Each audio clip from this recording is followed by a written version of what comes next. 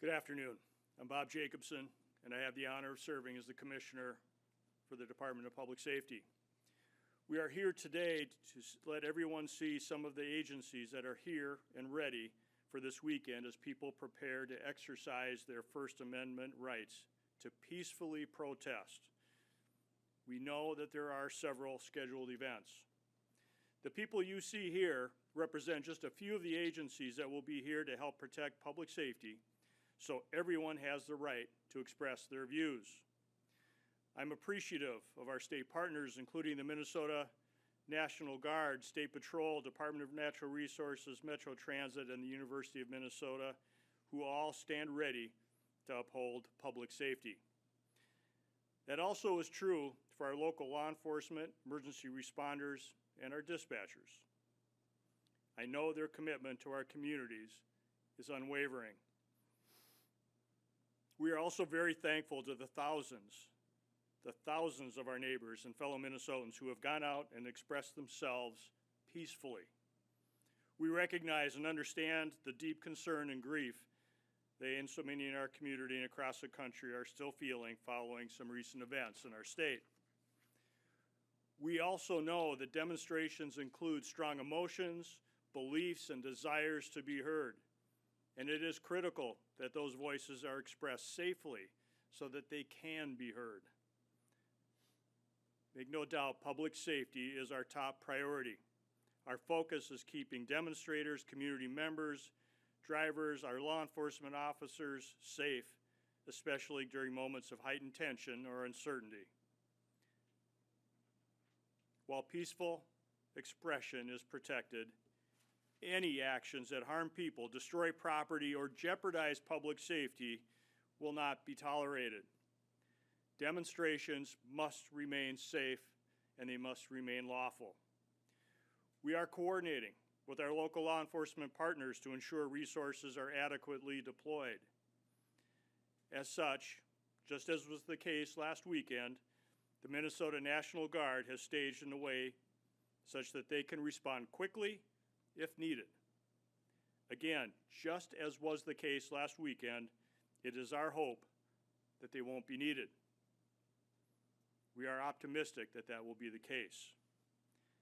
But again, any acts of violence, damage to property, threats to safety will be met with lawful enforcement actions, including arrests, as we have already done in coordination with our partner agencies.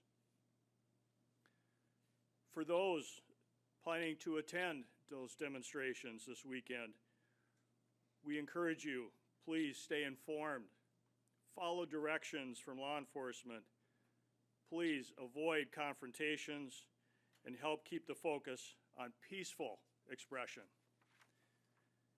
And we remain committed to listening to our community concerns and continuing dialogue around trust, safety, and accountability. With that, I will turn it over to National Guard Major General Mankey. Hey, thanks, Commissioner. Hey, good afternoon. I'm Major General Mankey. I'm the Adjutant General of the Minnesota National Guard. I have the distinct pleasure of commanding and serving alongside nearly 13,000 soldiers and airmen of your Minnesota National Guard, who come from more than 800 communities in the state of Minnesota. I hope you know some of us. They are your neighbors, your coworkers, your teachers, your construction workers, your first responders. Many of us are students, but most importantly, we are all Minnesotans. We live here, we work here, and we serve here. Today, under the direction of the Governor, we are mobilizing elements of our National Guard to support local law enforcement and emergency management agencies to protect life and property and ensure the safety of Minnesota. We are a planning organization that prioritizes partnerships. Many of the partners you see up here today, we are partnered with, and we remain partnered with them and work with them through the planning process to ensure that we are always ready and always there. With that, folks, we will take some questions. As a reminder, as I had said earlier, please, as you introduce your first question, introduce yourself and the media organization you're with. And with that, we'll open it up. Commissioner Rich Reeve from Channel 5. I was wondering if I could ask, is there a specific plan to keep Cedar Riverside safe at this point? Yeah, thank you for the question about keeping Cedar Riverside safe. We have been continuing to work with our local law enforcement agencies, including the Minneapolis Police Department, Hennepin County Sheriff's Office, and their partner agencies. We also have, as you can see around us, state law enforcement agencies that are working with our local partners and are available.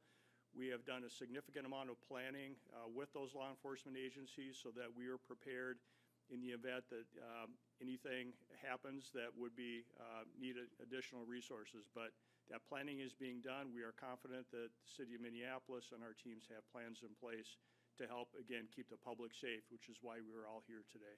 Will we see more uniforms on the ground in that neighborhood? I will say that the city of Minneapolis will have certainly a large complement of police officers. Visibility is one piece of being available and ready to protect the peace in that area. What I would recommend and suggest that if people are concerned for safety, to make sure and locate a police officer that may be available and needed, but we should have plenty of people that are out there. Some will be visible, some will not, but we are prepared to address any safety issues that may come up. Commissioner Connor White with WCCO. Do you have any anticipation on the kinds of numbers that will be involved on the side of people coming in to Cedar Riverside in that area tomorrow? Question was on the numbers of people that may be present in the Cedar Riverside area. We don't have estimates right now that I would be able to give you on the number of people that are coming in. What I would point out is that we have had demonstrations over the last week and a half that have occurred, some without necessarily any warning that they were going to occur. So what we have in place is our contingencies for no matter what the size of that crowd that may be available or may be present in the Cedar Riverside area. We are confident that we have the staffing, the personnel available to do that. And just as a note, we are here also as a state resource. If things may happen in another community, it may not be Minneapolis, it could be someplace else.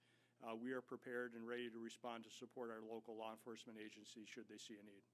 This does seem to be the first time that there are two different planned protests where they would be at odds with one another, and there's the possibility of clashes between civilians as opposed to what we have seen between civilians and various forms of law enforcement.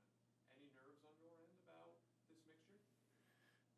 I'll bring it back to, again, our primary concern is the safety of everyone that will be present that day. What I would, again, call on those who may decide to attend any demonstrations or gatherings in the city of Minneapolis or anywhere, please remain calm, be peaceful, exercise your right to voice your opinions, but avoid confrontations, violence, or any property damage. We know that there may be several people that are there, but I'm counting on Minnesotans. I'm counting on those who are going to be in attendance at those locations to keep the peace, to show others that Minnesota is a safe place where people can demonstrate, can share their opinions and their voices without having any violence. You got any message for the folks who live in that neighborhood, people who might not be involved in these two events? What I will say is that as a father and a grandfather, I have 5 children, all married. I have 11 grandchildren. One of my sons lives in the city of Minneapolis along with his wife. Whether it be in the city of Minneapolis, whether it be anywhere else across the state of Minnesota, our pledge is to make sure that we are doing everything we possibly can to work with your local law enforcement agencies, public safety agencies, to keep everyone safe. That is our mandate, that is our mission at the Department of Public Safety and along with our other agencies that are here today. For those that are in the Cedar Riverside area, again, I would just ask for peaceful demonstrations. If you see something that you think is dangerous, certainly report that, but we will have, again, a good footprint of staff that will be available in that area, and we're just calling for peace, because it is important to all of us up here as we are working together to support Minnesotans and their ability to exercise their First Amendment rights. We want to be there to be helpful. We want to be there to keep the peace. And again, let's be Minnesotans. Let's be those who want to do this the right way, to demonstrate, to share your opinions, to share your values, to share your thoughts, but to do it in a way that doesn't incite violence, that doesn't bring any more harm. And we have seen enough of that. I don't want to see any more. I'd like to ask the Major General a question, if that would be okay. Sure. Activated, does that mean we're gonna see National Guard personnel on the ground in that neighborhood tomorrow? Yeah, Hazel, thanks for the question. I don't know if you'll see National Guard in the neighborhoods or not. I guess it's going to depend on what the needs are. We are a support element to local law enforcement as well as the state. And routinely and thankfully, we use state resources and other local law enforcement resources first. So I can't tell you if you will or not. I will tell you that our soldiers have gone through a bunch of training, and they are ready, and they will be there if needed. Is the They're status of basically on activation? standby, I'm sorry, I just want to be clear, so they're on standby right now, or what? Yeah, they're mobilized and they're brought in, and they're operating out of various locations so that they are prepared, ready to go. So, they are not at home. They're at a location, so their response time could be quicker than if it was a cold call if they were at home. So wait, has your status activation actually changed since the last time we heard Governor Wolf's? It has not, and the executive order was written. We have the latitude to do this for a while. So our status hasn't changed. Like I said, we have soldiers on now. We can bring soldiers to a higher state of readiness, a higher threshold of response to reduce the risk if needed, and then we can send soldiers home and reduce that rate of response if needed, all in conjunction with the Commissioner of Public Safety and our local law enforcement agencies. Guys, we'll take one more. Joe McCoy from Chairman here. Do you have any comment on President Trump potentially invoking the Insurrection Act, and your thoughts on that? Yeah. I don't really have a comment on that. Obviously, we're monitoring the situation. We're trying to keep the calm here in Minnesota with the resources that we have. We serve in two functions. We serve in a Title 32 capacity where the governor is the commander-in-chief, and that's what we're doing here today. And we also serve in a capacity in a Title 10 where the president is the commander-in-chief. And we routinely serve in both of those capacities all the time. As a matter of fact, we have hundreds of service members deployed right now, not in Minnesota in a Title 10 capacity. And if we're ordered to do something and it's a lawful order, we will do those to the best of our ability. I'd like to ask the Commissioner one last quick question. I'm sorry, this is about earlier in the week. On Wednesday, we saw the BCA at the scene of that shooting situation. I'm wondering if you're aware BCA is going to be able to take part in that investigation, unlike the earlier one the week before. So this is a question regarding the shooting from Wednesday. Our Force Investigation Unit from the Minnesota Bureau of Criminal Apprehension is doing that investigation, and as their usual protocol, they'll be getting out some information in the next few days on that incident. I don't have anything else to share, but as Minnesotans know, the BCA has a Force Investigation Unit where their primary work is to investigate officer-involved shootings. They are very good at what they do. They are very professional. They have a process and a protocol that they will follow, and they're following that process and protocol in this incident. Is there any video of that shooting that the public hasn't seen? Thank you, guys. Yep, thank you. Any footage?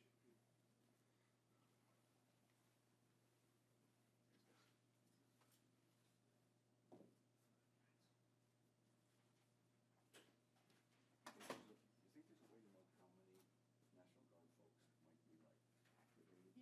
Yeah, so I asked that same question. I can try and answer some of those other ones